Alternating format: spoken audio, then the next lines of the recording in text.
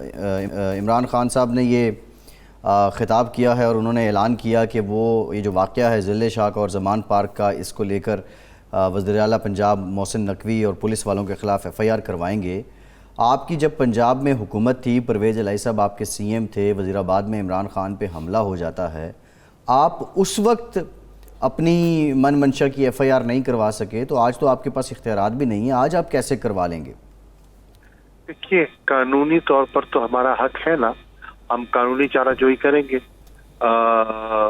اور اگر ہماری نہ سنی گئی تو ہم عدالت سے رجوع کریں گے۔ جو ایک طریقہ کار ہے اس کو ہم فالو کریں گے۔ شاہ جی، آپ وزیر خارجہ کے طور پر ہماری جو قومی خارجہ پالیسی ہے اس سے بھی واقف ہیں، اور انٹرنیشنل جو سینیریو ہے وہ بھی آپ کے سامنے ہے کہ سعودی عرب اور ایران قریب آ رہے ہیں، تعلقات بحال ہوئے ہیں اور چین کی مدد سے ہوئے ہیں۔ اس کے بعد بشار الاسد UAE آ رہے ہیں، اس میں بھی ہمارا کوئی رول نظر نہیں آ رہا۔ اردوان مصر جا رہے ہیں۔ ایک تو پاکستان کہاں کھڑا ہوا ہے، دوسرا یہ ہے کہ یہ چین اس خلا کو پر کر رہا ہے جو خطے افغانستان سے امریکہ کے انخلاء کے بعد اور یہاں جو سیاست کروٹ لے رہی ہے، چین اس میں ہے لیکن اس میں ہم نہیں ہیں۔ تو کس انداز میں آپ اس سارے معاملے کو دیکھتے ہیں؟ سینیریو کیا بن رہا ہے؟ جی، میں عرض کروں، پہلی بات تو یہ ہے کہ جہاں تک ایران اور سعودی عرب کے تعلقات میں قربت کی بات ہے، یہ ایک اچھی درخت ہے۔ سعودی عرب ہمارا ایک تاریخی ہمارا ساتھی ہے، دوست ہے، پراعتماد، اور ایران ہمارا پرانا دوست بھی ہے، ہمسایہ بھی ہے۔ ان کی کشیدگی سے پاکستان کو پریشانی لاحق رہتی تھی، لیکن جب ان کے تعلقات بحال ہوں گے، قربت ہوگی، تو ہم اس کو ویلکم کریں گے۔ اور تحریک انصاف نے اس کی پہل کی تھی۔ مجھے یاد ہے عمران خان صاحب نے کراؤن پرنس محمد بن سلمان سے بات کی تھی، میں اس گفتگو میں موجود تھا۔ پھر میں نے جو سعودی عربیہ کے وزیر خارجہ ہیں پرنس رائل ہائنس فیصل، ان سے میں نے دو مختلف مقامات پر اور دو مختلف اوکیزنز پر اس موضوع پر گفتگو کی۔ میں ریاض گیا، میں تہران گیا، جو سابق وزیر خارجہ تھے جواد ظریف صاحب، ان سے ملاقات ہوئی، موجودہ سے ہوئی، اور کوشش یہ تھی کہ یہ تعلقات بہتر ہوں اور اس سے یمن کی جو جنگ ہے اور جو جانی نقصان ہو رہا ہے اس سے بھی چھٹکارا حاصل ہو سکے۔ پاکستان نے پیش رفت کافی کی تھی، پھر ہماری حکومت چلی گئی اور پھر یہ صاحبان آ گئے، تو ان کی تو اس معاملے میں دلچسپی نہیں تھی۔ جہاں تک چین کا آپ نے ذکر کیا ہے، تو آپ کو یاد ہوگا کہ جب ہم حکومت میں تھے تو ایک اسلام آباد میں OIC کی وزراء خارجہ کی کانفرنس ہوئی تھی۔ اس کانفرنس میں آپ کو یاد ہوگا کہ چین کے وزیر خارجہ وانگ ای کو میں نے دعوت دی تھی، اس دعوت پر تشریف لائے تھے، اور OIC کی تاریخ میں چین کے وزیر خارجہ کو دعوت دی گئی تھی، اور ان کا ایک خطاب تھا، وہاں ایک کی نوٹ اسپیکر تھے۔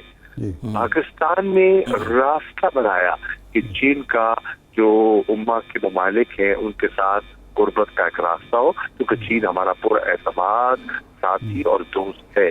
تو وہ بھی ہماری ایک انیشیٹو تھا، اور وہ کا کردار میں ہم نے ایک ٹرائی لیٹرل کیا، جس میں افغانستان کے وزیر خارجہ تھے، چین کے وزیر خارجہ تھے، میں تھا۔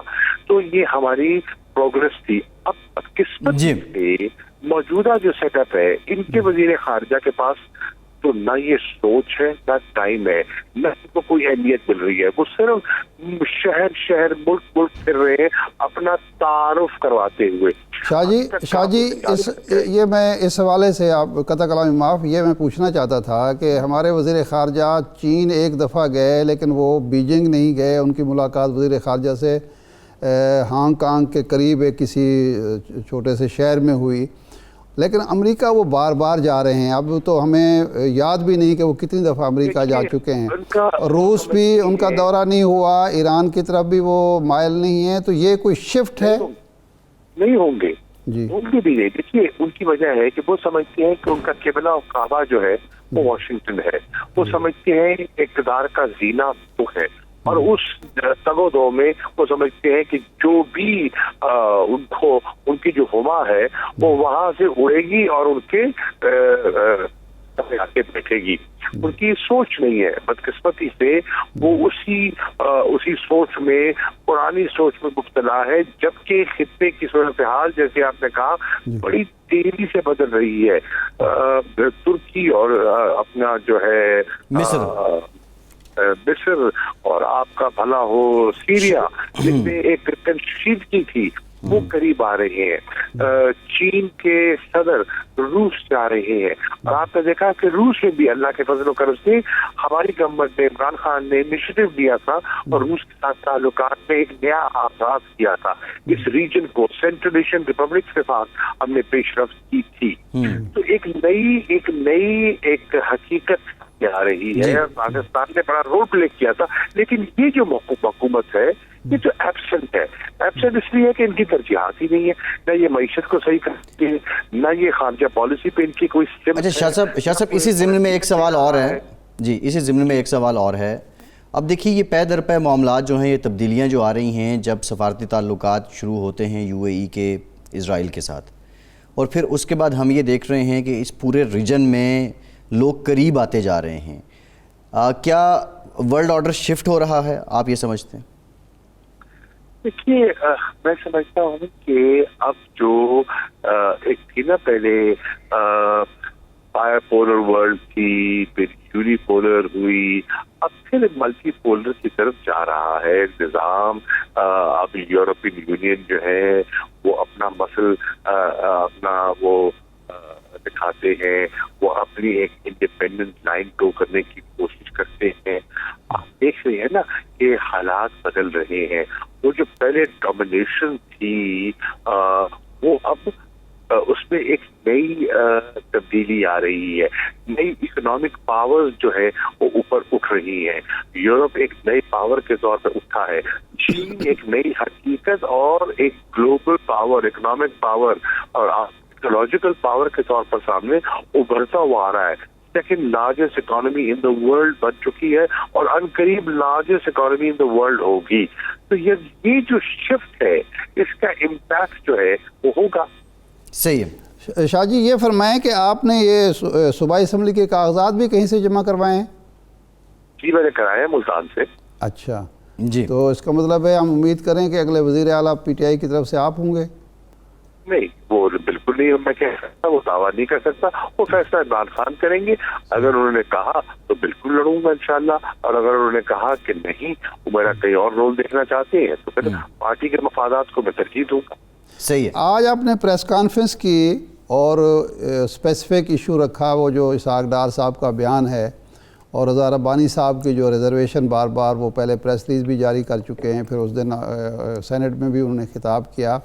تو اس حوالے سے کوئی موجودہ حکومت سے آپ سمجھتے ہیں مسٹیک ہوئی ہے، وہ بیان ایسے ہی دے دیا یا جواباً دے دیا، یا کوئی ایسی شک ہے آپ کو؟ نہیں شہزادہ صاحب یہ بہت سنجیدہ بیان ہے.